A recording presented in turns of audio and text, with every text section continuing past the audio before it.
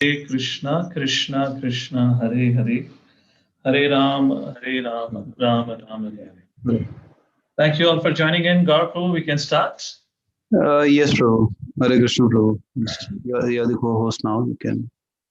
Thank you everyone for joining in today evening, and we'll start our discussion right away. Om Ajnanatimirandasya Dhananjana Shalakaya Chakshurunmilitam Yena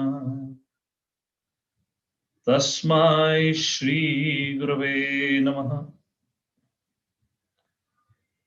Namo Om Vishnupadaya Krishna Pristhaya Bhutale Srimate Bhakti Vedanta Swami Niti Namine Namaste Saraswate Deve Gauravani Pracharine Nirvishesha Shunyavadi Pashyata Deshatarine Jayo Shri Krishna Chaitanya Prabhu Nityananda Shri Advaita Gadadhar Shivasadi Gaur Bhaktavinda Hare Krishna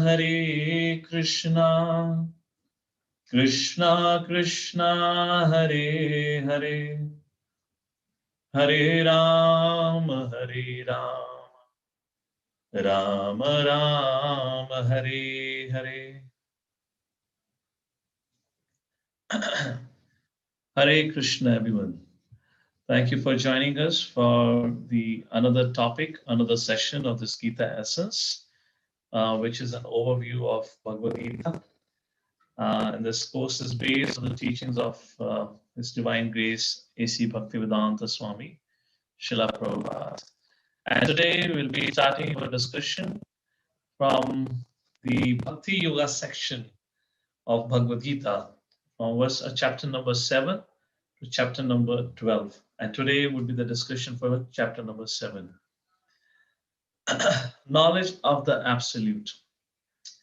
So, as we saw yesterday, when we had done a recap, in the conclusion of the overview, I had spoken about how the chapter 7 begins, or what is the connection between chapter 6 and chapter 7. At the end of chapter 6, Lord Shri Krishna says, Yoginam api sarvesham padkatenantaratmanam shraddhavan bhajate yomam same yukta mata. Shraddhavan bhajate yomam. Lord Shri Krishna tells Arjuna, be a yogi. That's one of the key message of chapter 6, that Arjuna, be a yogi. And then what kind of yogis, what are the different paths? Krishna explains, and then the end, Lord Shri Krishna says, hey Arjuna, the topmost yogi is one, Shraddhavan bhajate yomam, with faith who renders devotional service unto me. And that person is very, very dear to me. Faith, Krishna says faith, with faith who renders service. So question arises, how do we develop faith? Faith depends on, or faith comes from knowledge. Therefore, in chapter 7 to chapter 12 of Bhagavad Gita, Krishna presents knowledge of the absolute truth, where Lord Shri Krishna will delineate certain philosophical truths to instill confidence and conviction in the process of bhakti yoga. Or in other words, to inspire Arjuna and to inspire all of us to be a bhakti yogi in that way. In chapter 4, we already saw Lord Shri Krishna had given a pep talk where he spoke a little bit about himself, about his activities, the purpose of his appearance, and so forth. Whereas in this section of Bhagavad Gita, Lord Shri Krishna is going to go into a lot of details and would offer some incredible insights about the subject matter of absolute truth. And to help you understand this subject, as usual, as always, we have been doing, we'll define an acronym for this chapter, which is HEANT, H-E-A-N-T, where H stands for hearing. Verse number 1 to 3, and the chapter 7 of Bhagavad Gita begins with the first verse as follows, where Krishna speaks, and Lord Shri Krishna says, Shri Bhagavan Uvacha Maya Saktamana Partha Yogam Yunjan Madashraya Asamshayam Samagram Mam Yatha Jnanasita Shranu. In essence, Lord Shri Krishna says, you can know me in full, free from doubt. Maya Saktamana Partha, your mind can become attached to me. You can take Madashraya, you can take my shelter when you hear from me. Tat Shrunu. Hey Arjuna, to help you understand a complete knowledge or to gain perfect knowledge about Supreme Lord or Absolute Truth, Arjuna, now I am going to speak to you. Tat Shrunu. So that is what here Lord Shri Krishna describes. However, we'll just go a little bit into the more fundamental aspect before we get into the detail of what Lord Shri Krishna says ahead. We'll raise a question, and the question is, how do we gain knowledge about anything in general? And then we can ask a question about how to gain knowledge, perfect knowledge about the Supreme Lord. So let's talk about how to gain a perfect knowledge about Supreme Lord, and then we'll discuss about the different ways of acquiring knowledge. Now we are talking about acquiring knowledge about absolute truths, the Supreme Personality of Godhead. Imagine you visit another city and you're staying in a hotel, and right in front of your hotel, there is a building, there is a structure, which is slightly old, but an interesting structure. And if you want to find out who was a builder or who was the person who created this building, what would you do? You can go to the registrar office, find out the papers, property papers to whom it belongs, and then you can dig into it and find out who was the actual owner of it. Maybe you can ask the neighbors. You have a means to find out. Imagine there is 1,000-year-old structure, or let's say 5,000-year-old structure. Then how do you find out who was the owner of that structure? Who created that structure? There where comes the challenge. You will not have any registrar office where you can find a paper for it. So how do you gain knowledge? I mean, you may find something about it in the book, may or may not be. Now think about to find out a structure which was 2,000, 3,000, 5,000 years old ago becomes very difficult. Just like we had a recent example of Ayodhya, the Ram Janamabhoomi conflict for so long, for the last 500 years approximately, since that Ayodhya temple was abolished. And the case went on for more than 2 or 3 decades, I believe, almost 2 decades. There was a lot of debate to whom does that land of Ayodhya belongs, the land of where the mosque was built. So question is, for such subject matter, for example, land of Ayodhya, which was demolished 500 years ago, investigation took decades. Now the question is, think about how to find out the creator of this universe. The creation that have happened long, long ago in time, which is so huge and vast. To find out the answer for this, who created this universe, we have to go back much, much back in terms of time and much, much away in terms of distance because it's so huge. And the interesting part that its creator must have existed before this creation. So how do we get knowledge about the Supreme Lord who created this creation? Can we find out by our research? By our findings, it's just not possible. So how do we acquire knowledge about anything? And then we'll try to understand how we can acquire knowledge about the absolute truth beyond sense perception. So there are 3 ways of acquiring knowledge. Pratyaksha, Anuman, and Shabda. Pratyaksha through sense perception. What you see, what you hear, a sense of touch and all that through those, Pratyaksha. Primarily refers to, Aksha refers to eyes. So primarily refers to what you see, you believe. That is what Pratyaksha Praman is. So, all right, Pratyaksha Praman, we have all this space research going on where we have satellites, they capture some pictures, they talk about black holes and whatnot. But through that, still we cannot find the end of the creation. If we cannot find the end of the creation, how would we find a person who is beyond the creation? So Pratyaksha Praman cannot really give us the evidence or tell us entirely about the Supreme Personality Godhead. Second is Anuman Praman. ऐसा भी, वैसा भी, जैसा भी, सब कुछ भी. It's like if and but. It's all speculation. Just like Darwin's theory of evolution. Wherein we come into conclusions based on assumptions, not based on facts. And Shabda Praman refers to through hearing. And to give you a simple example, if a child wants to know who is my father, the answer is very simple. He can ask his mother, which implies that if we want to know about our Supreme Father, the Absolute Truth, the Supreme Consciousness, the Supreme Lord, who is beyond the sense perception and the mental limits, then we should hear about him from him. That is Bhagavad Gita. Through Bhagavad Gita, Lord Shri Krishna tells us who is that Absolute Truth, or from the bona fide sources or authorities who know Krishna as he is, as Krishna explains about Guru Parampara. Therefore, Srila Prabhupada, in his purport to this verse 7.1, which we elaborate right now, this particular verse was one of the most, this particular verse, Srila Prabhupada had given the most classes in all of Bhagavad Gita, a very important discussion by hearing. There, here in the purport, Srila Prabhupada writes, therefore, one has to learn from Krishna directly or from a pure devotee of Krishna and not from a non-devotee upstart, puffed up with academic education.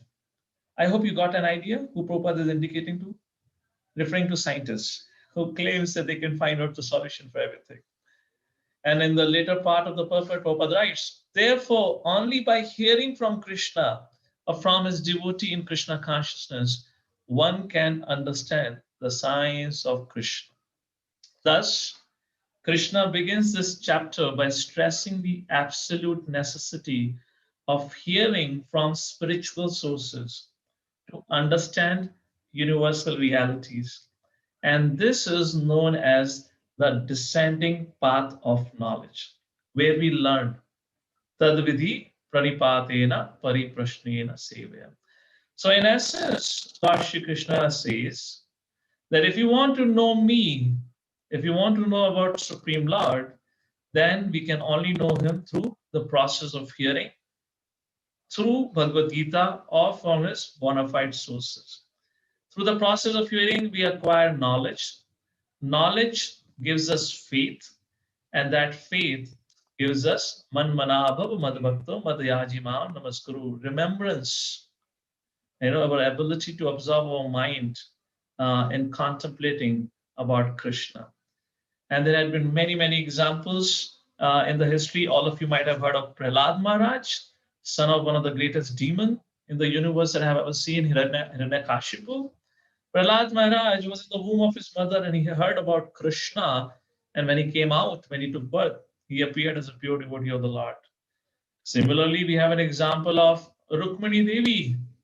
Narad Muni spoke to Rukmani about the glories of Lord Shri Krishna, and she developed so much love and affection for Lord Shri Krishna that she wrote a first love letter that we know of, asking Krishna to come and rescue her or kidnap her because she doesn't want to get married to Shishupal. And in the modern times, we have Srila Prabhupada, who turned hippies to happies by speaking to them about the glories of the Absolute Truth, glories of the Supreme Lord, and by sharing the wisdom of Bhagavad Gita. So when Arjuna heard this, he pondered. And then he thought, my dear Lord, I agree the Supreme Lord is there. But how do I respond if someone asks me, can you show me God? Okay, God exists. Fine. We can understand knowledge about God through hearing. But what do I tell to those people who ask me, can you show me God? Has anyone here have an experience where people have challenged them and asked them, yo, you believe in God? Can you show me God? Yes or no? Well, this is a very obvious question that a lot of people ask. And this brings us to the next section of this chapter 7, where the acronym E stands for everywhere. Here, this is a very, very important section. Please, if you get time after this, read out these verses and the purpose. In fact, read the whole purport of 7th chapter. Very, very important chapter. Will clarify a lot of doubts. Here, Lord Krishna explains that he is the source of both spiritual and material energies. And understanding this will enable us to see Krishna everywhere. So how to see Krishna? We see Krishna with the eyes of a knowledge. We cannot see Krishna through this gross eyes. And I'll explain you in a short while. Therefore, Lord Shri Krishna says, Bhumirapo nalo vayu kham manobuddhireva ahankarityamte bhinna prakritir ashtadha. This is 7th chapter, 4th verse, where Krishna says, there are 8 elements of material nature: earth, water, fire, air, ether. These are gross elements of which our body is made up of. And then there is a subtle element which makes our subtle body, which is mind, intelligence, and false ego. Krishna says, these are my energies. That's the reason yesterday I was saying this body is also not ours. This is provided to us by Prakriti, and we are we are a tenant living in a rented property that doesn't belong to us. So who does it belong?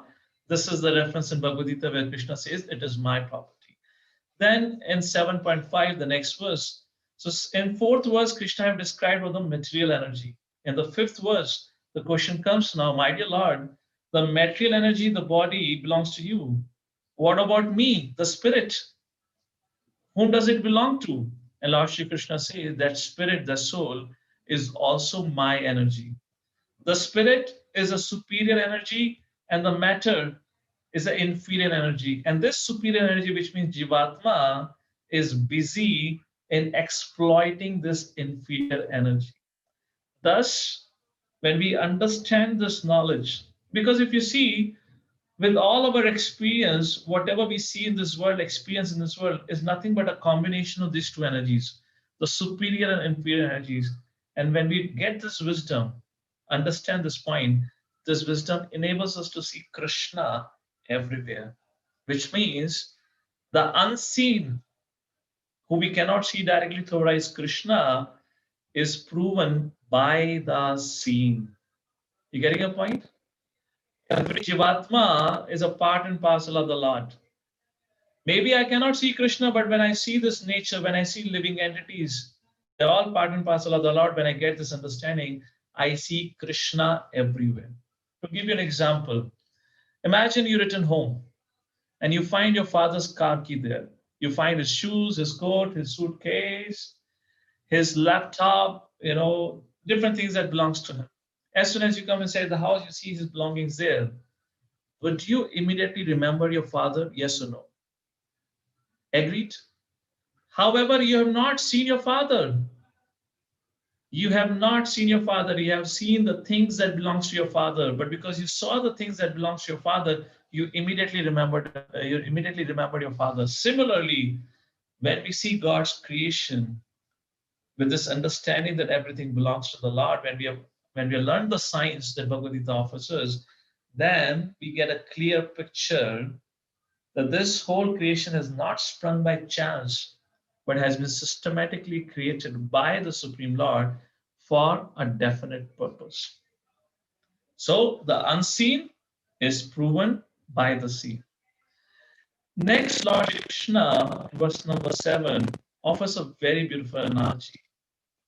Matha parataram nanyat kanchadasti dhananja mai sarvam nidam protam sutre mani gana iva. Where Krishna says the pearls are perfectly strung and are arranged as a necklace, which are visible to our eyes, but the thread remains completely invisible. Yes or no? You might see the neck beads right now you can see the neck beads, but none of us can see the thread. And Krishna says, I am that thread. Just like the neck beads rest on the thread, it is a thread that ties the beads together. Similarly, Krishna says, Mai sarvam idam protam sutre manigana ivaha. I am that thread which binds everything together. Similarly, Krishna designs, creates, and sustains the entire universe, yet remains invisible to the immature observer. In reality, we cannot see Krishna or the Supreme Lord with our naked eyes.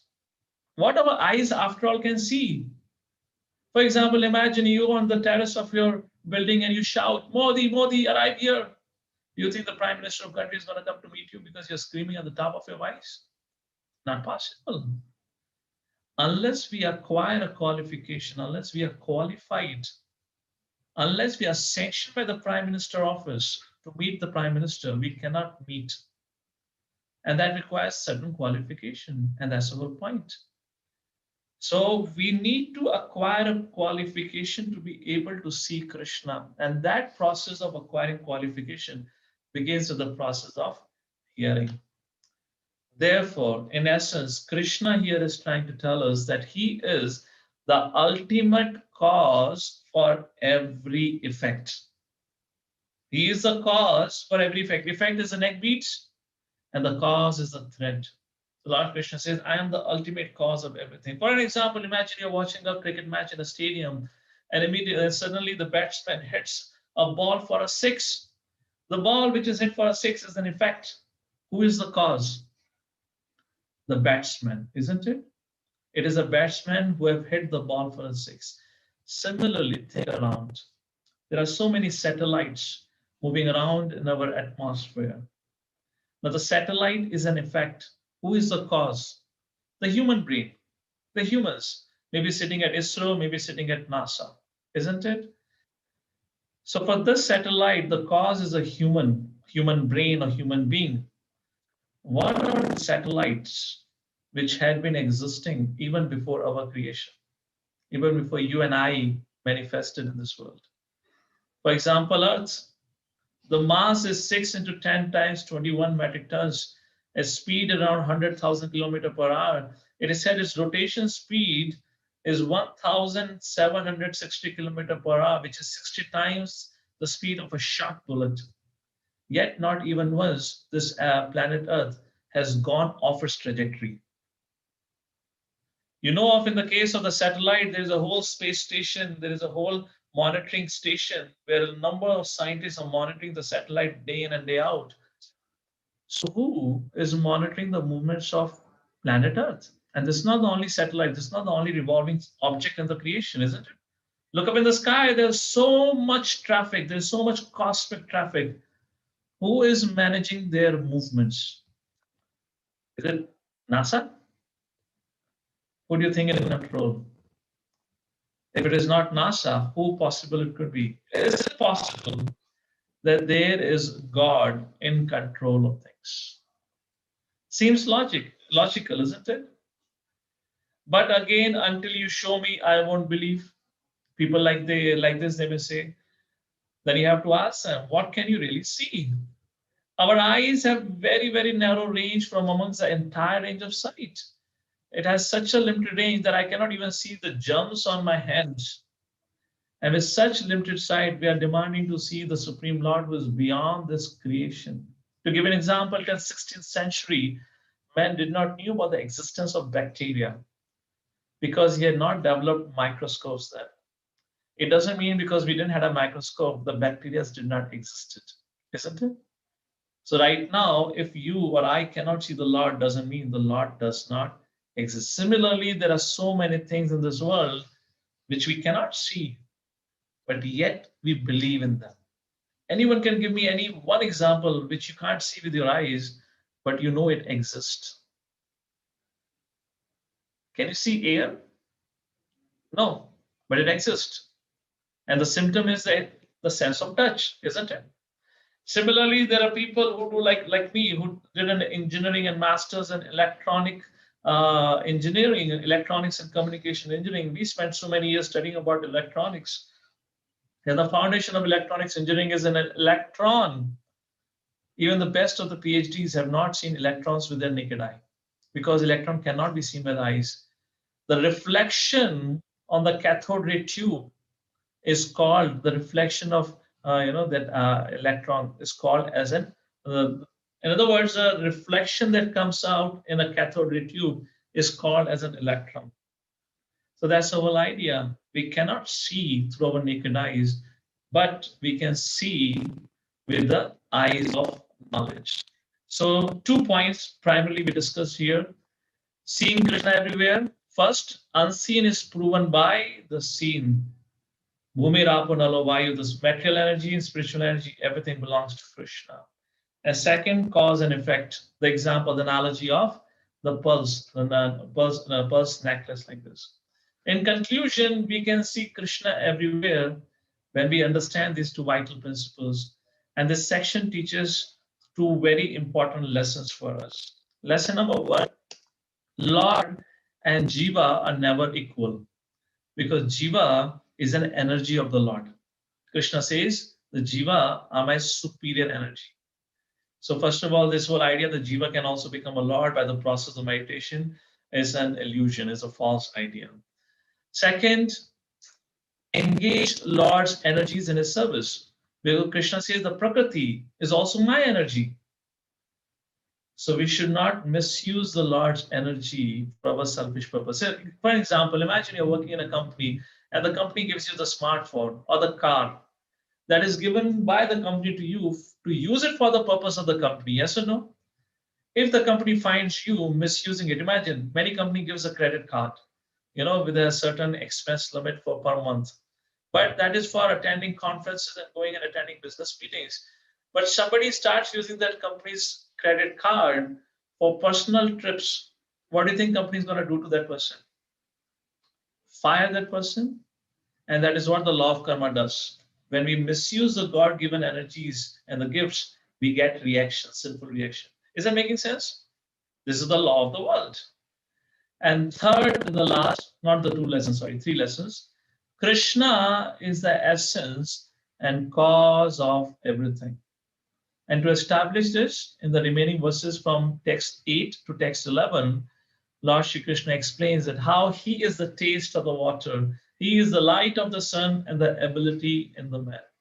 In this way, through the eyes of knowledge, one can learn to see God everywhere.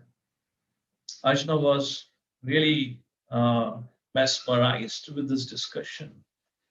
And then he thought for a second and he pondered and he began to think, my Lord, if Supreme Personality of Godhead is present everywhere, then why there is a wholesale denial of Supreme Lord? Yes, there are so many people in the world who do not believe even in the God exists. It's a different matter. People fight on the subject of God. My God is superior, your God is superior. But there is still so many people who do not even believe.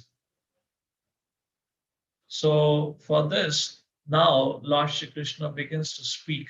And that brings us to the third section of this chapter 7 of Bhagavad Gita, where A stands for accept or reject. Very, very beautiful section. In this, Lord Shri Krishna explains that in this world, everyone is covered by my magic spell. If you have ever gone to see any magic show, you see a magician on the stage performing many, many incredible feats. Sometimes you'll see in a magic show, the magician gets a woman on the stage and he covers the box with a curtain where the woman has sat. And immediately he takes off the curtain and the woman have disappeared. And women have disappeared, right? And we wonder where the woman is gone. Similarly, Krishna says that everyone is covered over by my magic spell. And second thing, Krishna is going to speak about the 4 categories of men. We'll speak about that ahead. But let's talk about Krishna's magic spell. What is that? That has covered all of our intelligence. Krishna says, Trivir guna mayir bhavir evi sarvam idam jagat mohitam na vijanati mamebhya param abhyam. There are 3 modes of material nature which covers the intelligence of every living entity. There are 3 curtains, Sattva Guna, Rajoguna, and Tamoguna. Because of this, curtains of this material nature, material energy of Sattva, Raja, and Tamoguna, people see the reality of the world differently. Those whose eyes are covered by the Sattva Guna, they see world differently. It's just like who is wearing a red color glasses will see the world as red. The one who is wearing a blue color glasses will see the world blue. Like that, everyone is covered over by this three sattva, raja, and tamaguna. However, Krishna says, but I am not covered over by it. I don't wear any specs. I don't need any specs. I am beyond it. So, yes, what does it mean? It means that the three modes keep all the living entities forgetful of our true nature, that I am the spirit soul. And second, about the existence of the Supreme Lord. So this is because of this material energy of the Lord, Sattva, Raja, Tamagun, we are under this bewilderment and we fail to understand who we are. So here a question comes, how we get covered by this material energy? I am not aware of it, doing anything because of which I got covered. Was there a time when I went and pressed a button because of which I got covered over by this magic spell? Well, Lord Shri Krishna says, my dear Arjuna, as soon as you appear in this world, as soon as you come out of the womb of your mother, your intelligence is immediately covered over by these material energies. Just like a prisoner, when he enters a prison, what is the first thing is given to him? Change of dress. Yes? As soon as a prisoner enters the prison house, he's given a new dress. Similarly, as soon as the living entity enters the world, he gets covered over by the material energy. So does it mean when Krishna appears in this world, he also gets covered over by material energy? No, Krishna says, no, I'm not. Just like when the chief minister has to visit the state prison house, he is not given the prison dress, right? That's how when Krishna appears, he is not covered by the energy which has been created by him. So when Arjuna heard this, he was a little frightened. He said, my dear Lord, how do we overcome this illusion? Because if you don't overcome this illusion, we can never know you in reality. And then Lord Shri Krishna speaks the 14th verse, very, very beautiful and hot verse.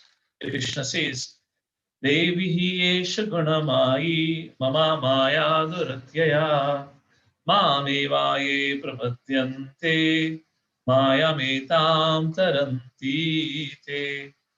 Hey Arjuna, this divine energy, Devi Eshagunamai, which is with material energy, which is also called as Maya, which is also none other than Durga, wife of Lord Shiva. She is the presiding deity. She is the controller of mental energy.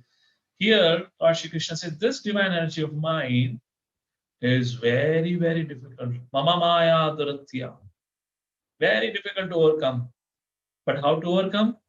Mam eva ye prapadyanti. The one who takes shelter unto me, Mayamitam tarantite. By my shelter, he overcomes the influence of the material energy. So what does taking shelter of the Lord means? Because in 4th chapter, Lord Shri Krishna says, Ye yatha mam prapadante tam sateva bhajamiham. As you surrender unto me, I reciprocate. So the influences of these modes of material nature are taken off depending on the sincerity of our shelter. And what is a shelter? Shelter of Krishna's divine system or the spiritual culture that Lord has created. And we had given an acronym for that in the 3rd chapter, in the end of 3rd chapter, that is ABCD formula. Association of saintly people, B for reading wisdom literatures, the books, C for chanting of Hare Krishna, Krishna Krishna, Hare Hare, Hare Rama, Rama Rama, Hare Hare, and D for diet refers to Krishna Prasadam. To the degree we are able to accept and take shelter of Krishna's divine system or this spiritual culture, to that degree we'll be freed from the influences of this modes of material nature. So here Krishna explains that your freedom from the modes is proportionate to the surrender. However, I do not interfere in Jiva's free will. Everyone reposes his faith according to his desire. Thus, there are 4 kinds of people who stay engaged in worldly affairs and they never come and take my shelter. So who are these four people? We'll quickly go through this. Please do read text number 15, 16, where Prabhupada gives a very beautiful purport explaining these four kinds of people. So the first, Krishna says, he's a Moda. Moda means he's a hard-working ass whose aim of life is just to make money. He doesn't care for anything. He thinks money is honey, and I have to somehow earn money, and money will give me happiness. That is called as Mudha. Second is Naradama, uncivilized people, which our scriptures also call as Yavanas, Malechas, and whatnot, which refers to people who do not follow the pillars of Dharma: mercy, austerity, cleanliness, and truthful. In other words, who do not follow regulative principles: no meat eating, no intoxication, no gambling, no illicit sex. They are said to be Naradama. Third, Maya Ahaparat Jnana. This refers to intellectuals of the society, learned people who are misguided and they misuse their God-given intelligence to make temporary material life comfortable while rejecting the existence of the Supreme Lord or challenging the existence of the Supreme Lord. Fourth, Asuram Bhavam Ashritaha, the demonic nature people, which refers to those who are envious of the Lord. Who are the envious people? What are the symptoms? What are their actions? Three things. One, who proclaims himself to be God. Second, who disregard the existence of God. Third, who claim that we are nothing but the products of chemicals. Life has come from chemicals and all those kind of atheistic theories. After expelling four people who do not surrender, Krishna says there are four people who surrender, but with selfish motivation. And those four people are Chaturvida Bhajante Ma, Janas Pritano, Arjuna, Arthati, Jnani, Jigyasu. So first is Artha. Artha refers to the distressed. You know, people going to temple, asking, "My dear Lord, please protect me, please save me." So that's point. They're suffering. So they do because they are pious. So they go and take shelter of the Lord. So Krishna acknowledges this. Second, Artharthi. Arthi, those who are desirous of wealth. My dear Lord, please, मैंने lottery खरीदी है. इस बार तो number लगवा देना. My dear Lord, I've applied for my American visa. Please make sure I get my visa. Those kind of desires, you know. Jigyasu, curious. They're inquisitive. Why do I suffer? What is the purpose of life? What happens after death? Why do good things happen to bad people or bad things happen to good people? Vice versa. So because these people are pious, they take shelter of the God, asking for direction in their life. And fourth category of person who takes shelter of the Lord is Jnani. Jnani refers to one who is in search of the absolute truth, who wants to know who is the Supreme Personality of Godhead. And finally, Lord Shri Krishna concludes that a very rare and a great soul approaches him with an intent of pure devotion. And to find such a rare soul who has attained me is very, very rare. Bahunam janmanam ante jnanavan mam prapadyate Vasudeva sarvamriti sa mahatma sudurlabha. Bahunam janmanavanti, such a great soul is very, very rare. This level of spiritual purity, where a devotee is fully surrendered to me, may take thousands of births. Bahunam janmanamante. Thus, Lord Shri Krishna here explains about four kind of people who do not surrender and four kind of people who surrender to Lord Shri Krishna. And we'll do a quick recap of this discussion with an analogy. So please assume yourself to be the parent, where you have a family of 7 sons or daughters, whatever you want to call it. As a parent, you would certainly be impartial to all. However, I believe you would agree, your reciprocation with your kids would depend on their reciprocation to you. Yes or no? It's an obvious thing. So let's understand how Lord functions. It's just so very much, we also have acquired the same propensities from the Lord. So you have 7 sons. So pay attention. You can count. I believe in the picture also there are 7 or 8. Anyways, the first son, he's obedient to parents, and parents have given him responsibility to take care of younger brothers. Who is this first son in this cosmic creation? Think about it. Because we are giving an example where Krishna is the parent, and these are the 7 sons. Second son, he is a troublemaker, selfish, and have rejected his parents. Third, fourth, fifth, these are the people who are in distress, need of money, need for an answer. Artho, Arthati, Gyani, Jigyasu. These are the third, fourth, fifth son. Sixth, motive was to serve parents, but was not trained yet to do so. They want it, but they don't have the training. They are innocent people. In other words, I'm giving the answer, but that's the sixth son. And the seventh son, whose life was dedicated to serving parents. I hope the chat is open. So here's my question to all of you. Whom would you naturally love the most among the 7 sons? Of course, as a parent, you would be impartial, but still, whom would you still love the most among these 7 sons? Whom would you give the most attention among these 7 sons? You have one option to pick. No multiple options, huh? Stick to one option. whom would you see? You are impartial to all, which is understood, but to whom would you love the most?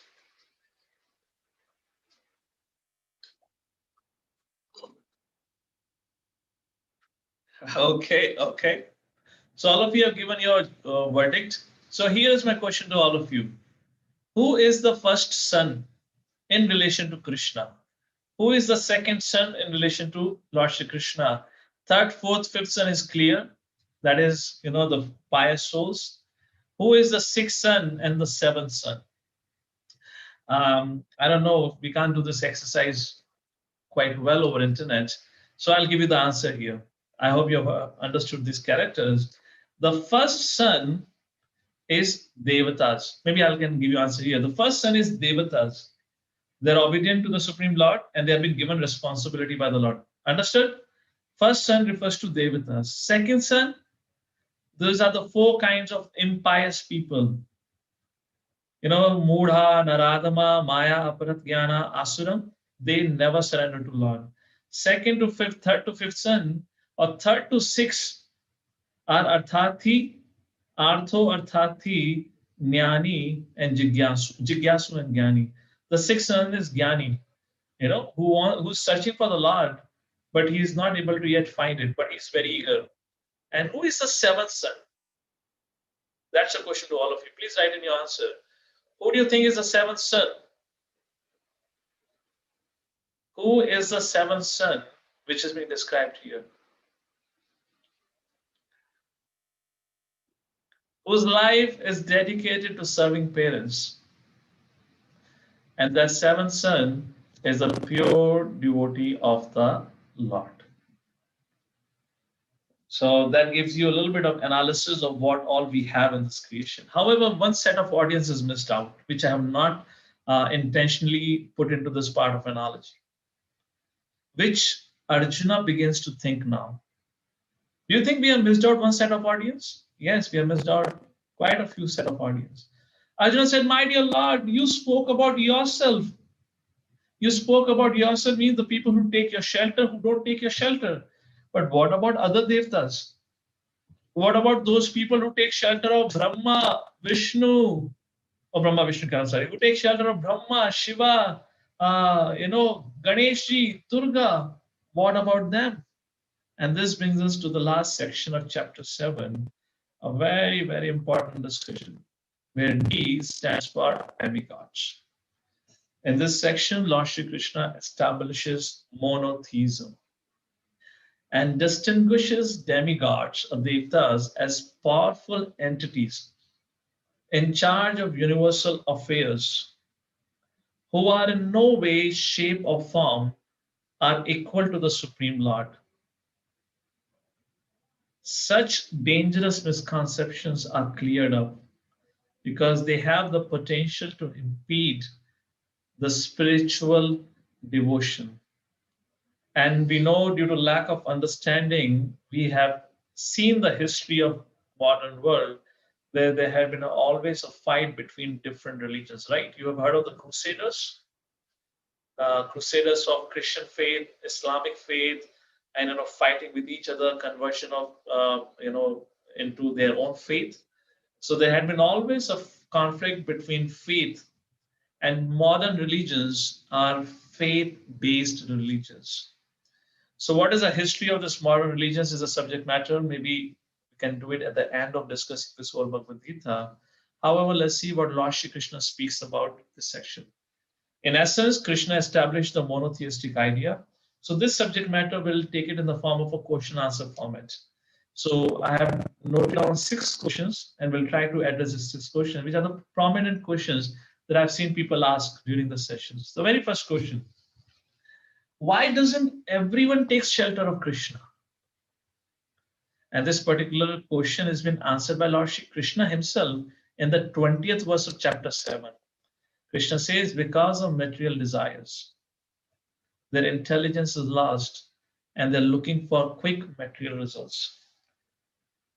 Because they want their material desires to be fulfilled, they approach Devatas because they know the Devatas would fulfill it because that is a system. That is called as Yajna system. You remember we had the discussion on Yajna in one of the Thursdays, question answer session, where I had said how Krishna have established this Yajna system, which means the interdependency of Devatas and the Jivatmas. Here, Jivatmas offer sacrifice, which nourishes Devatas, and Devatas in return provide gifts or fulfills the desires of the living entities. So because of that, Krishna says, because of their material aspirations, their greed, their intelligence is lost, and they take shelter of Devatas. Why demigod worshippers are called less intelligence? Lord Shri Krishna says in Bhagavad Gita in this section that the followers of Devatas are less intelligent. Oh, really? Why are they less intelligent? The reason is as follows. First, the gifts given by Devatas are limited and temporary. As we know the history, Hiranyakashipu, Ravana, so many of them had approached and worshipped Brahma, Shiva, whatnot, and they would foremost ask for a blessing of immortality. And every time when this kind of thing was asked to Brahma, Brahma would say, Baba, I am not immortal. What can I make immortal? And then they would try to ask different permutation and combination so that somehow they can live for a longer period. So that's the whole idea. So this limited and is temporary. Second, the numbers which are given here are the verses from 7th chapter for reference, which you can read in detail. So I've given a reference so you know from which verses I'm quoting. In ignorance of Krishna's supremacy, which means, Lord Shri Krishna explains, what Devatas give you, they don't give you independent of me. They give what I give them. In other words, these Devatas are dependent on my mercy. They can only give what I have given them to you. They cannot do it independently. Third, ultimate result will not lead back to Krishna, but to planets of demigods. The worshipper of Devatas go to the planet of Devatas, and when this material universe collapses, or the time for its destruction, the planets of Devatas are also destroyed. So does the devotee of the Devata also destroys or otherwise have to terminate, and they continue the cycle of birth and death because Devatas are also not independent, freed from the cycle of birth and death. To give you an example, let's say you go to a Pandit, you show your astrological chart or your palm and whatnot, and he looks at it and says, oh, fantastic, you have the most fortunate chart. I have never seen such a brilliant chart. You have a great future. You're going to be a big personality in the world. You will bring a lot of fame and recognition for your parents. But after glorifying you for a while, then they put a but. And this is their marketing strategy. Sab acha hai, but आपके astrological chart में शनि की थोड़ी कठिनाई है. You have some shani dasha. So what would be your response? when he has already pampered you that you are a great personality, you have a great future, but there's just little defect. There is a little Shani Dasha. By naturally, you will ask, Panditji, you only tell us what is the solution because you have found it. And the Panditji will say, yeah, yeah, yeah. I will do Havan for Shani Devta. Give me 15,000, that will be the expense, and I'll set you free from this Dasha. Which most of the people would get into it, would give into it. I'm not saying this is non-Vedic. This is Vedic. There are Karma Kanda section, but there is a problem. And the reason I'm speaking about is in the context of approaching Devatas. Why it is less intelligent? Yes, the Pandit can help you, but the problem that you got of Shani Dasha was because of your previous sinful activity, which the Pandit did not help you realize. Second, because that conditioning, that the desire for that sinful activity has not gone, you will still commit doing that sinful activity, either today or in future. And lastly, the Havan will only delay the reaction. It does not destroy the reaction. You getting the point? And when your reaction is delayed, when you get that reaction in future, you get it with a compounded interest, not simple interest. So which means in future we get a very, very heavy reaction. Therefore, Lord Shri Krishna says, Sarva Dharman Parityaja Mam Ekam Sharanam Vraja. Take my shelter and I shall protect you. Put full stop. Sarva Dharman, give up all religious faith. Mam Ekam Sharanam. Question number 3. What is the commonalities and differences between jivas like us and the devatas? Differences: demigods are the appointed representatives of the Supreme Personality of Godhead, just like the cabinet ministers in the government, where the Prime Minister appoints, I believe that's called cabinet ministers. So these are very important personalities as compared to an ordinary citizens, which refers to us. Commonalities: both I, an ordinary citizen, and a cabinet minister, he's just the same person. There's no difference. Similarly, the Devatas and I are a Jiva Tattva, whereas Krishna, that is called as Vishnu Tattva, that's an entirely different thing. We are same. Somebody has been given more privilege, however, I am being an ordinary person.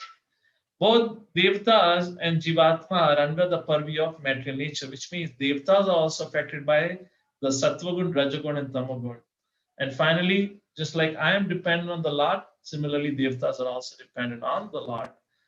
Question 4. So, what is the problem in approaching Devatas for material desires? Why not? Why can't I approach? Whereas it is mentioned, Akama sarva kama va moksha kama udaridi, tivrena bhakti yogena. Akama, if you don't have any desires, sarva kama, even you have all the desires, akama sarva kama, moksha kama, or else you have a desire for liberation. In any case, we should always approach the Supreme Personality of Godhead. The first problem with approaching Devatas, they give benedictions. First thing, they cannot give benedictions without the permission of the Supreme Lord. What it means without the permission of the Supreme Lord?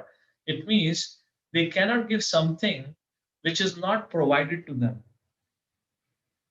And who provides them that power? That's the Supreme Lord.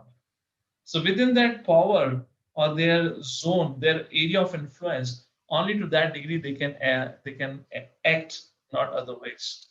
Second, demigod worship is material, whereas Supreme Lord worship is spiritual, which means when you worship Devatas, you still remain the part of the material world. What is material world and spiritual world? We'll be discussing in the 8th chapter, just right after this next week. Whereas worship of spiritual Lord, also the Supreme Lord, is spiritual and it takes us back to spiritual world.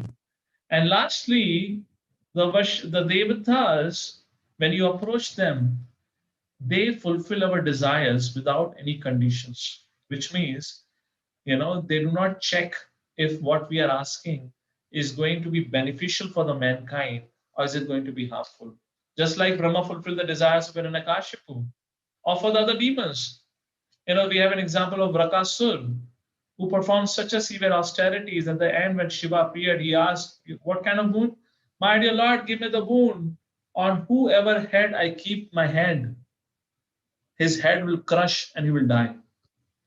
Now, what do you think he's going to use this for some humanitarian cause?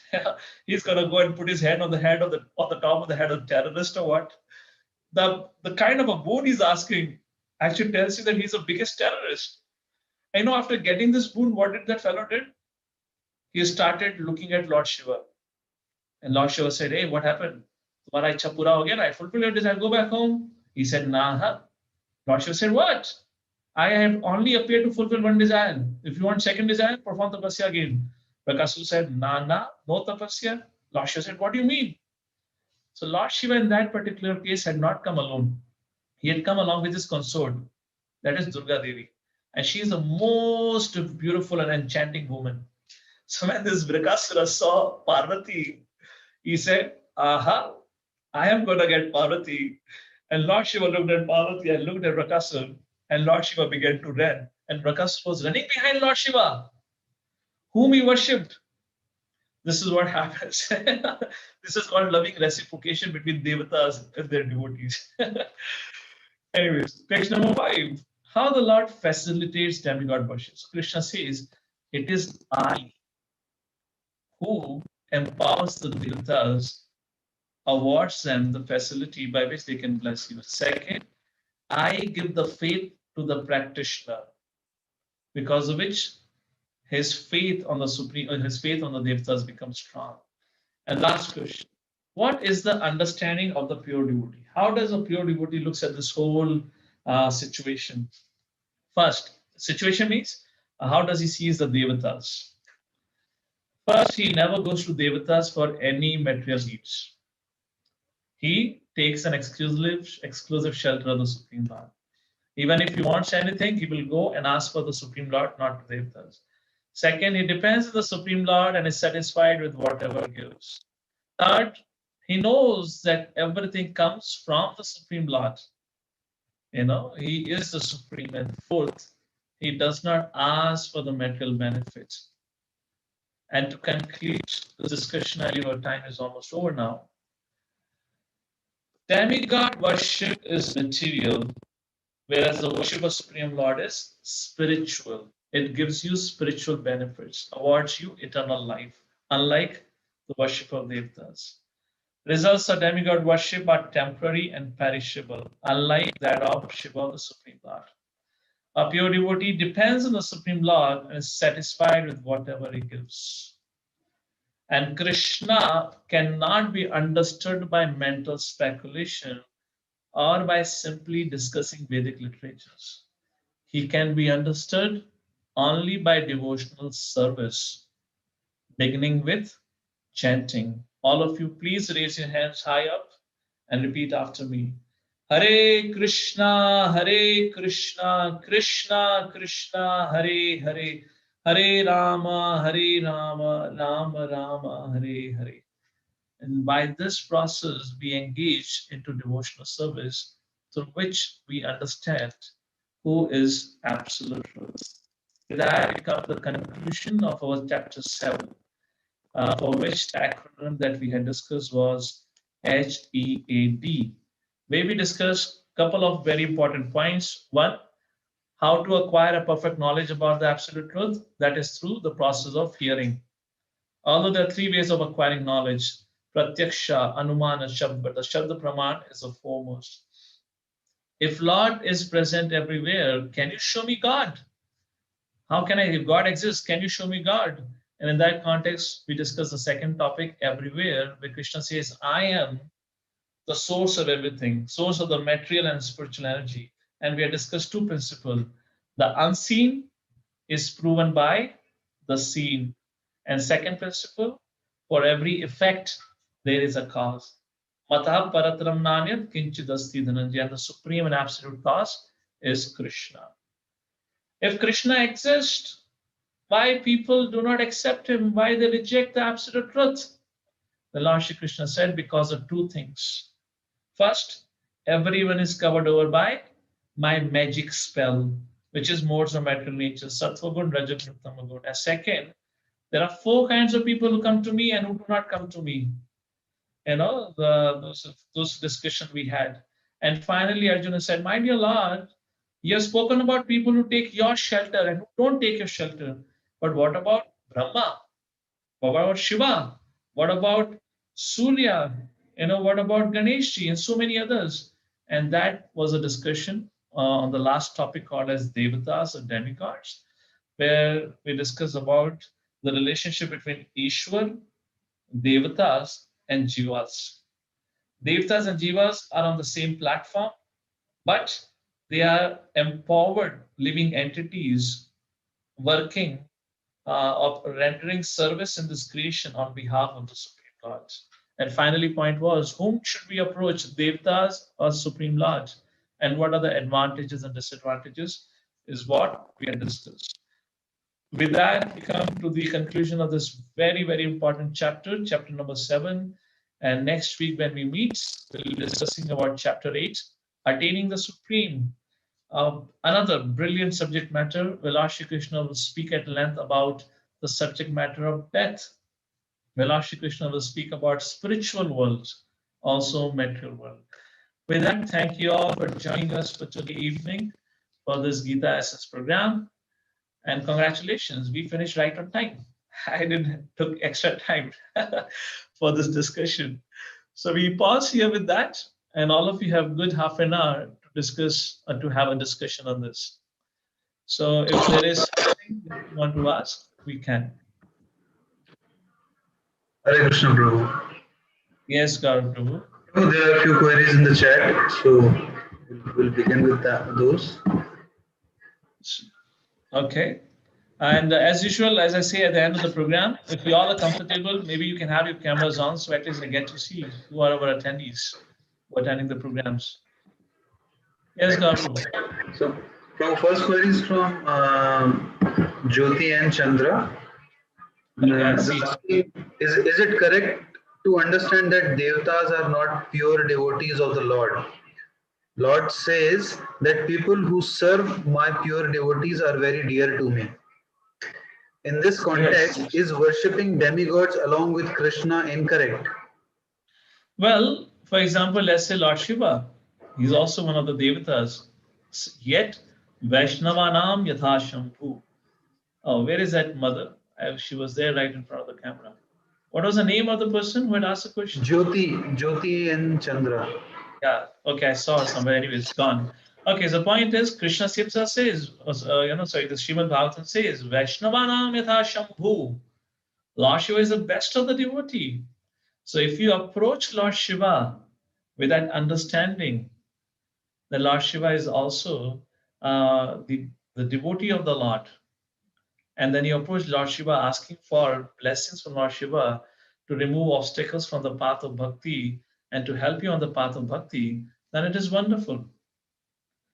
What is not suggested here is to approach them for getting your desires fulfilled. For that, we should approach Supreme Lord. We should approach Lord because we now know it is not about polytheism. It is about monotheistic idea. There is one absolute. Not everyone is absolute. So we should approach the Supreme Lord. And when you approach the Supreme Lord, everyone is pleased. To give an example, our condition is like that of a rebellious son or a daughter who have rejected our parents. Parents means the Supreme Lord. Now, Devatas are like the kids who are followers of the parents, right? So when this rebellious son or daughter would go back to the father, so don't you think your brothers would be more happy to see us going back to the father than coming and approaching the brother and asking him and not doing anything with the father? That's it. So they're more happy and pleased when they see us returning back to Supreme Lord. All right, Jyotiji? Gaurav, they have the right to unmute? Yes, they have the right. No, I just gave the right to unmute. No? So in case those who have a question after that, they want to say something, you can say. Is that okay, Jyotiji? Yes, Hare Krishna. Thank you, Prabhuji. Okay, thank you. Gaurav Prabhu? Yeah. Prabhu, next query is from Vinayak Prabhu. He's asking, why did Arjuna goes to Shiva and Indra for getting Astra?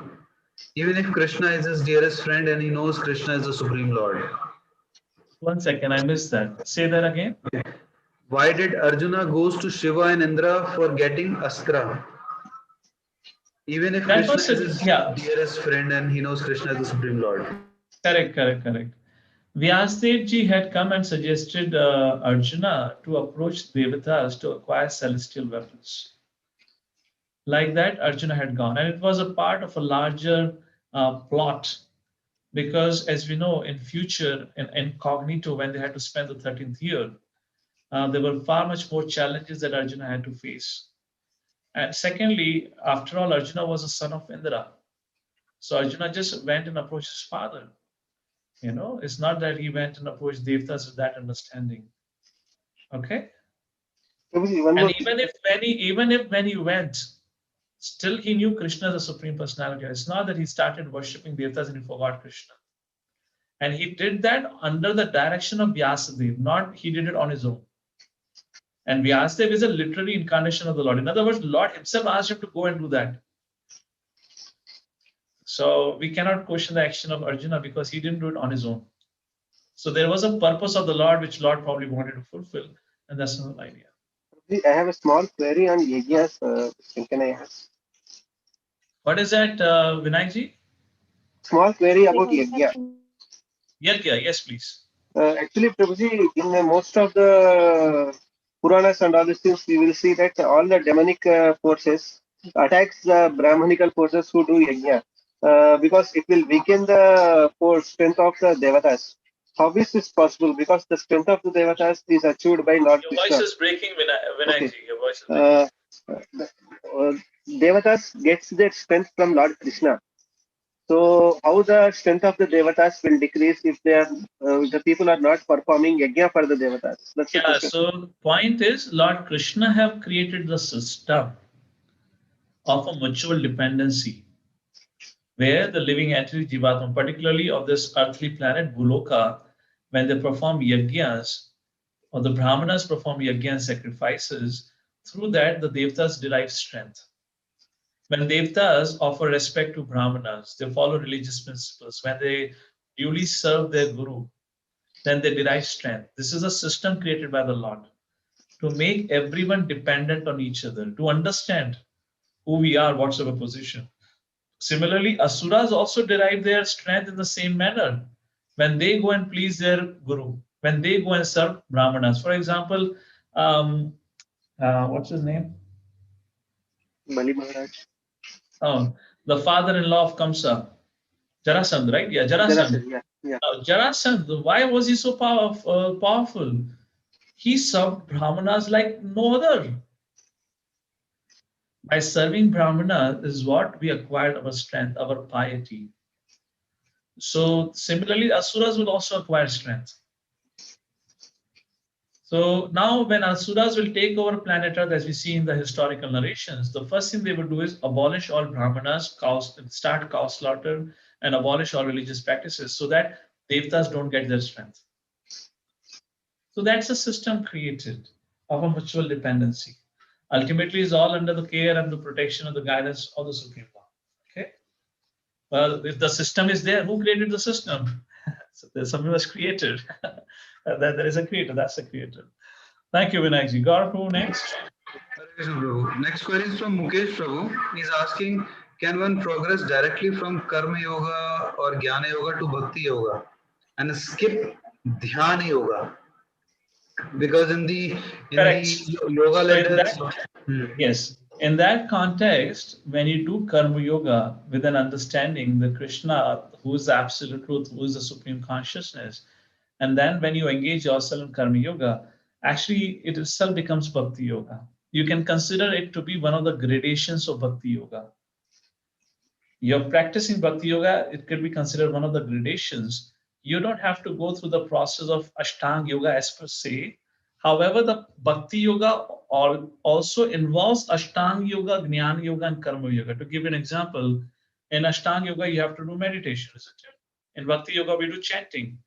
What is chanting? That's meditation. In Jnana Yoga, you study scriptures to acquire knowledge. What are you doing right now? Studying Bhagavad Gita?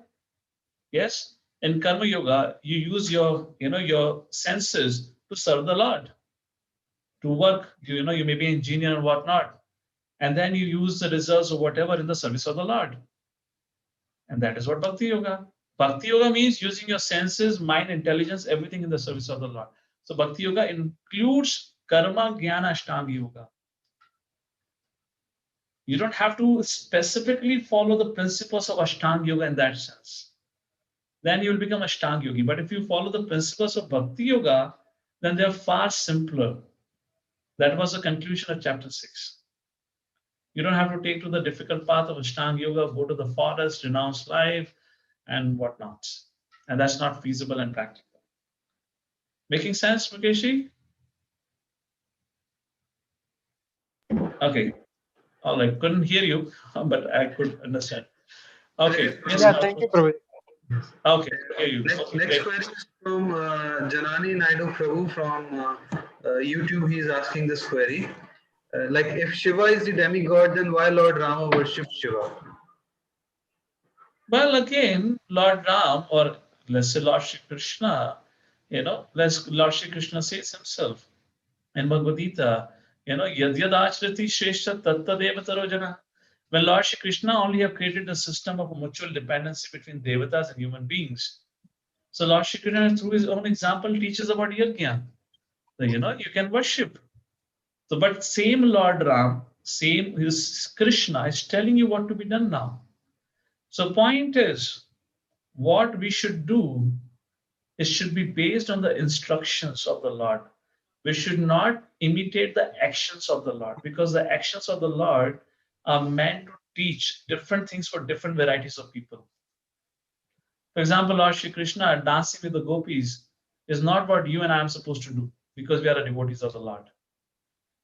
That particular incident tells us, teaches us, that everyone is part and parcel of the Lord. He is the supreme. There is nothing that you and I are independent of the Lord. So Lord Krishna, through that enactment, just proved his supremacy. He's a Swarat. Just like getting married to 16,108 ladies. By the way, Srimad Bhagavatam very clearly says, Krishna had not approached anyone for marriage. It was Rukmani who had fallen in love. It was Jambavan who gave Jambavati in marriage to Krishna. It was Satyajit who gave Satyabhama in marriage to the Lord. Similarly, it was 16,100 princes who had been kidnapped by Narkasur. When Lord Shri Krishna went to rescue them with the desire of Indra to defeat Narkasur. So Lord Krishna defeated Narkasur and freed all these ladies. When they saw Krishna, they fell in love with Krishna. And they said, my dear Lord, my dear Providence, if we have done any piety in our life, please allow us to be accepted, or please allow Krishna to accept us. And there Lord Krishna had reciprocated. Krishna says, Ye yatamam prapadante. As you approach me, I reciprocate. Krishna made it clear in Bhagavad Gita. So Krishna reciprocated to their desire. So it's just, that's how he got married. People are so foolish. They speak so crazy things about, the rasa dance, about his marriage and whatnot. Anyways, they're always crazy stuff and crazy people. So that's the whole idea. So we should not follow the actions. That's the point I was making. What we should follow? The instructions. Krishna gave instructions to Arjuna, and that is the foremost thing that we need to pay attention, because through that instruction, Krishna told us how to attain perfection of life. And Supreme Lord, his actions cannot be imitated because his actions are meant for fulfilling many purposes. So we should not imitate, we should follow the instructions. Karapu next. So next query is also from YouTube, from Trey MNR. He's asking Shri Krishna. People, Gaurav. Sorry, Prabhu? Yeah, this is better now. So whose next query is this? Okay, that's also from YouTube. So when Prabhu is asking if Shri Krishna tells that he is the light of sun, intelligence of the intelligent. So these all are positive aspects. So what about the negative aspects like foolishness or fool? Yeah, he's the biggest cheater. If you try to cheat Krishna, he will cheat you out. So he's the biggest of all. Everything comes from the Lord. But the negative side, that where our mind can go thinking of the demonic aspects of it, the criminal aspects of it, that is not what about absolute truth is. Absolute truth is all about purity. Absolute is all pure, is all auspicious. The origin of negativity is the absence of the absolute Lord or the absolute truth. The impurity, the criminality, or the sinful activities only exist where there is absence of the Supreme Lord. To give an example, sun, when it rises in the morning, it gives light to everyone. However, if somebody have kept his door and windows closed, what do you think would be there inside? Darkness? So darkness is the absence of the sunlight. That is what darkness is. So if there is any sinful thing, if there is any criminality or the negative thing that is being questioned, that just means that there is an absence of sunlight. There's an absence of the absolute truth. Otherwise, there cannot be any negativity. And that's the reason this material world has dualities, the good and the bad. Spiritual world where Krishna is there is nothing bad. It is all, auspiciousness. Gaurav, next. Yes, Prabhu. But in whatever the case, both are created by the Supreme Lord, whether it is positive or negative. That is created by the Lord in the sense that is created according, as again, the Lord doesn't manifest any negativity in his behavior or actions. Those negativity exists because of our desires. Right. We desire and Lord created. That's a facility given for a person in the prison house called as material world to fulfill all those desires. Such things would not exist in the spiritual world. In other words, you cannot be in spiritual world if you have these desires. We are here just because we have this desire. That's the reason we are here. Okay. Yes, true. So next query is from Suresh Bansal, again from YouTube. Dictatorship, Krishna, within bracket, is preferred over democracy, that is within bracket demigods. Is it so? One second. So he's referring Krishna to be as dictatorship while demigods as democracy.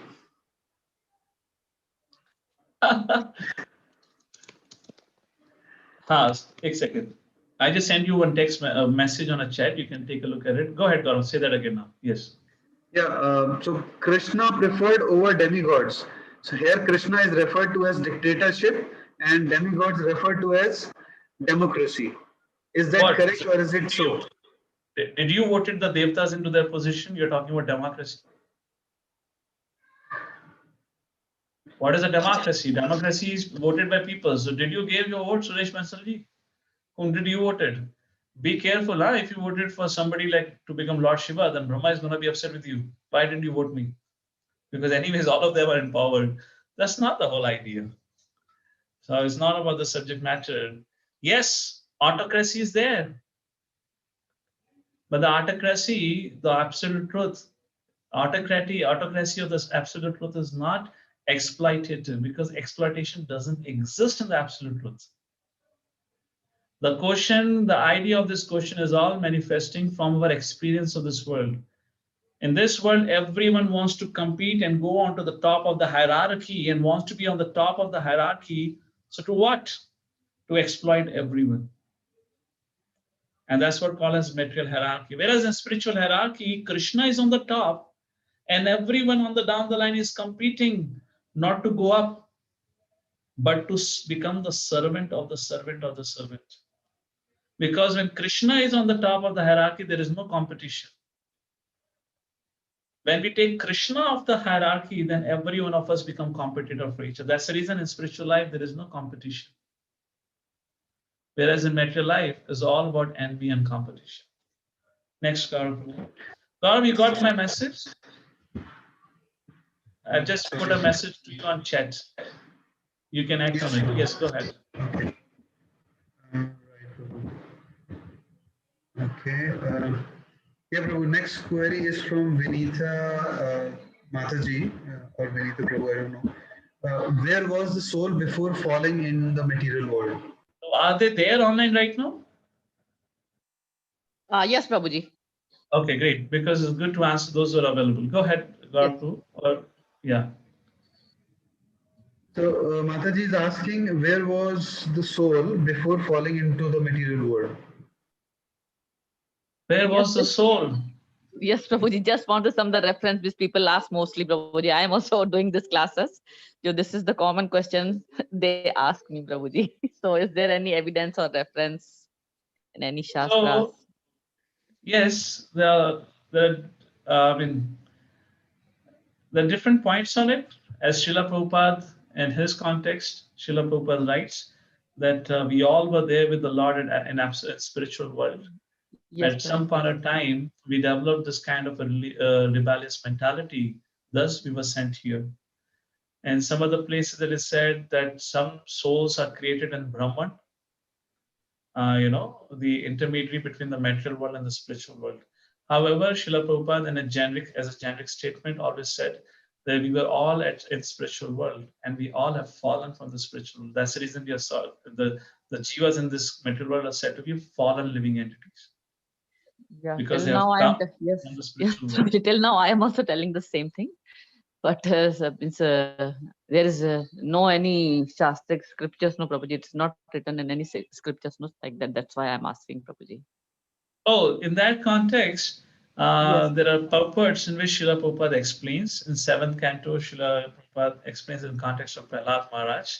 I can give you those quotations. Oh, On this yeah. regard. Thank you, Prabhuji. It will be helpful, Prabhuji. Definitely, Yes, Prabhuji. what Prabhupada writes about it. Okay. Okay, you can share in the group, Prabhuji. It will be definitely, it will be Yes. helpful, Prabhuji. Yes. Thank you, Prabhuji. Yes. Thank you. Prabhu, next query is from Surya Prabhu. Prabhuji, are heavenly planets like Maharloka, Janaloka, Tapaloka favorable for bhakti, or are there higher material allurements? Are higher planets beneficial for bhakti? Yes. Well, again, what is beneficial or what is not, it all depends on our desires. If we have an inclination, desire to perform bhakti, we'll be successful anywhere. However, if we don't have a desire, then we'll not be successful. And this desire to perform bhakti becomes stronger in the association of devotees of the Lord. If you find association of devotees in Maharlok, Tapalok, Janalok, whichever planetary system, then you will remain progressive in your Krishna consciousness, in your spiritual life. However, if you don't have that association, however great you may be, there's always a risk of falling down. So, who had asked this question, Garpu? That's Surya. So, Surya, you can refer to the pastime of Dhruva Maharaj, which is explained in the fourth canto, if I'm correct. Yes. No, not Dhruva Maharaj, what I'm saying. Bharat Maharaj. You can refer to the pastime of Bharat Maharaj, and there you will find this, how Bharat Maharaj, from going to such a high position in his spiritual life, fell down because of lack of association. Next. Prabhu, there are no further query in the chat box. Maybe we can quickly check with all the devotees who are there in the session. If anyone has any query, you can raise your hand or you can unmute and ask that. Prabhuji, I have a follow-up question on demigods, worshipping demigods, as we say that they are also pure devotees of Lord. So if someone says that Nobody says they are pure devotees of the Lord. Where it is said? They are not pure devotees, Prabhuji.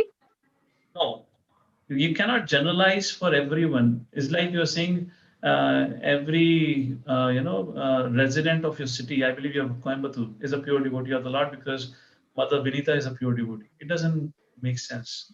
Oh, You cannot say that all Devatas are pure devotees. Vaishnava Nam Yatha Shambhu, it is said. Shambhu is a Vaishnava Nam Yatha. It is not that Vaishnava Nam Yatha, Surya, Indra, Ganesh. It's not mentioned like that. Okay, no, Prabhuji, as we say, no, that we have to serve the Vaishnavas. So in case they say that we are also serving Vaishnavas, they are also devotee, not pure devotee, but as we can say that they are devotee of Lord. So they are also Vaishnavas. We are without any desiring, without any benefits, we are serving them. So is it right or wrong, Prabhuji? Well, in that case, what will you get serving them? Better you serve the devotees of the Lord who can instruct you, tell you how to practice bhakti. You do worship of Durga, fine. You offer this thing, but what do you gain out of it? You cannot speak to her. It's better you spend the time in engaging in service, engaging in building relationship with those personalities who are present on the earth, to whom you can actually gain some advantage and direction in your life. So these kind of the questions are like of these are nothing but circles. You keep going on. Yes, Prabhuji, yes. Just like Arjuna in the first 6 chapters, he keeps on saying, "My dear Lord, why do I have to fight? Can I take renunciation?" Keeps on asking the same question because it's attached to that idea. So that's what it indicates to. We are attached to it, so we are somehow finding a way around. Yeah. And what is the reason for attachment? One, the fear of offending the Devatas if I stop their worship. Of course. What will Devatas think? All my life I worshipped them, I did my arti and whatnot. And second thing, still, I worship, I pray, I ask whatever I want to ask, Mata, Devi, or whatnot, and they fulfill. So how can I give up suddenly? So in that case, you don't have to answer everything philosophically. You tell them, chant Hare Krishna. That's good enough. Slowly, we awaken the true knowledge. All right? Okay. Thank you, Prabhuji. Thank you. Thank you. Wonderful, Prabhuji. Hare Krishna, Prabhuji. Sorry. Anyone else? Hare Krishna, Prabhuji. I have a small query. Yeah, Vinayji, I'll just come back to you. Just want to see somebody else have a question who have not asked. If someone else is there, not there, then I'll take your last question. We conclude. Anyone else has any query? I didn't see any hand raised. All right. Vinayji, you can go with your last query. 7:30. Hare Krishna, Prabhuji. Lord Vishnu's avatar, there are many avatars of Lord Vishnu, out of which there are Gunavataras. One is out of which comes Lord Brahma and Lord Shiva. Okay. Lord Krishna's Gunavataras are Lord Vishnu, Lord Brahma, and Lord Shiva. Okay. Guna avatars, okay. Yeah, so actually there are avatars of Lord Vishnu only. So why they call it demigods, Lord Shiva and Lord Brahma, even though there are avatars of Lord Vishnu? See, the avatars of the Lord are in various ways, there are some called as Shakti-Avesh avatars, like that. The avatars have meaning. Not all avatars are direct expansions of the Lord in that way. So there are some are empowered personalities. As far as Lord Shiva, his tattva is different than of Brahma. Brahma is also considered Devata. Shiva is not considered Devata in that sense. Shiva has got a Shambhu tattva. As a subject matter, so after this Bhagavad Gita course, we'll start a thematic study where we'll take these topics of Devatas and all those karma and more in details. Then we'll have an elaborate discussion on that. So there's Shambhu tattva, which is altogether different than Jiva tattva. There are 4 tattva. Tattva means truth. There are 4 eternal truths. Jiva tattva, Shambhu tattva, Shakti tattva, and Vishnu tattva. Like that. So there is nothing called as Deva tattva. Okay. There is Shambhu tattva, that refers to Shiva. Vishnu tattva means Vishnu. Shakti tattva means Devi. And Jiva tattva refers to all Jivatmas. And the source of all this is Ete Chamsa Kalhapumsa Krishnastu Bhagavan. Indrari Vyakulam Lokam Hridyanti Yugi. So thank you all for joining us for the evening. One last query from YouTube, from Kasat Samita Mataji. She's asking that sometimes we say Teen Lok, and sometimes and someone says there are 14 lokas. So what is the difference then in the saying differently like that? So three lokas refers to heavenly planets, Bhur, Bhuva, Swaha, as we say in Gayatri Mantra. And the second planetary system is considered to earthly planetary system, which is considered to be a Karma Bhumi. And the third is considered to be the lower planetary system. So this is what we call as, so the 3 lokas, what we call a 3 planetary system, is a short form of 14 planetary system. Above Earth is said to be a 1 planetary system. On the Earth, earthly planetary system is called second, and below Earth is called as 3rd planetary system. As I said, Bhur, Bhuva, Swaha. And the expansion of that, where you have the names of the 14 planetary systems. Right. Means the division of 14 planets is these three. No, divisions of 3 planetary system is 14, not other way around. Other way around. Yeah. Yes. Where you just have been given more details about what you have in this planetary system. Thank you, Prabhu. These are the Hare Krishna, one questions we question. have. Yes, Prabhuji, Sudhirji. Prabhuji, just now you said answering one question that instead of worshipping demigods, you can worship, you will be in company with the devotees who can share with you, and you can have the upliftment of your spiritual life. What, with due respect and thing, I'm asking you, now our Srila Prabhat Prabhuji is with Godhead.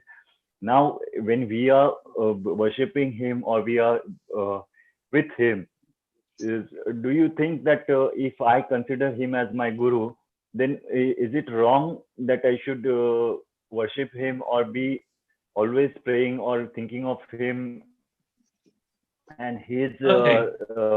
way of acting? Just let me complete. So, what is my? I should have a guru or a devotee personally present in this earth, or it can be non-present or a person who is with Godhead. Yes, Prabhuji. Okay. So, all right. So I'll make a point on your last comment in terms of who can I accept as guru, one who is present or one who has left the world. Yeah. The one who have left the world can always be an inspiration for us, or what we call as Shiksha Guru. We can learn from him through his books, through his audios. Well, simultaneously, we need somebody with whom we can speak, who can speak back to us. Just like Arjuna had Krishna with him, Krishna can tell him what is right and wrong. Now, today, we have Krishna in the form of chanting, in the form of books. Yeah. So we cannot speak to Krishna in terms of where we can get an immediate response about what is right and wrong for me. That's the reason Krishna created this system of Guru Parampara, where on his behalf, there is a representative with whom you can discuss and take guidance. Because this world is a very complex place. There are a lot of tribulations, challenging situation comes. Can you imagine even Bhishma Pitamaha, to whom Yudhishthira Maharaj, Krishna asked Yudhishthira Maharaj to go and learn about dharma. Yudhishthira is Dharamraj, and he went to learn about Raj Dharma from Bhishma Pitama, and that Bhishma Pitama at the gambling match was confused. Is Yudhishthira wrong in putting Draupadi at bet? Or is Dhritarashtra and his sons are wrong? And when Draupadi went to Bhishma Pitama said, I am totally confused what is Dharma right now. So imagine Bhishma Pitamaha. Yeah. So who are we? I'm not saying we are less or no one. Bhishma Pitama is great. Of course, whatever is the fact, but I'm just saying that is what the complex this material world is. Yeah. So it's good to have emotions, for the departed Vaishnavas. Prabhupada is our Param Guru, always, because we are reading his books. We are always reading, he's our Param Shiksha Guru, no doubt about it. The same Srila Prabhupada established Guru Parampara. He said it continues because Krishna says so. That's what Bhagavad Gita says, and that's what Prabhupada created the system that it goes on. So we have to have a person. Otherwise, even Bhishma can get confused. Then what would be our situation? True, Prabhuji. Okay? Yeah, it's answered my question, Prabhuji. Hare Krishna. Thank you very much. Hare Krishna. Where are you from, Sudhirji? I'm from Mumbai. Okay. Mumbai. I have a house in Pune, and I registered this thing. I attend Bhagavad Gita classes in Mumbai, but due to lockdown now, it's online only on once a week. But I'm in the learning process, Prabhuji. Wonderful. Nice to meet you, Sudhirji. Wonderful question. Thank you. Hare Krishna. Hare Krishna, everyone. Thank you for joining us. Garpu, I'll take lead. Yes, Prabhu. Thank you so much, Prabhu. Hare Krishna. Thank you, everyone. We'll meet Thursday in our review session. Hare Krishna. Thank you for joining.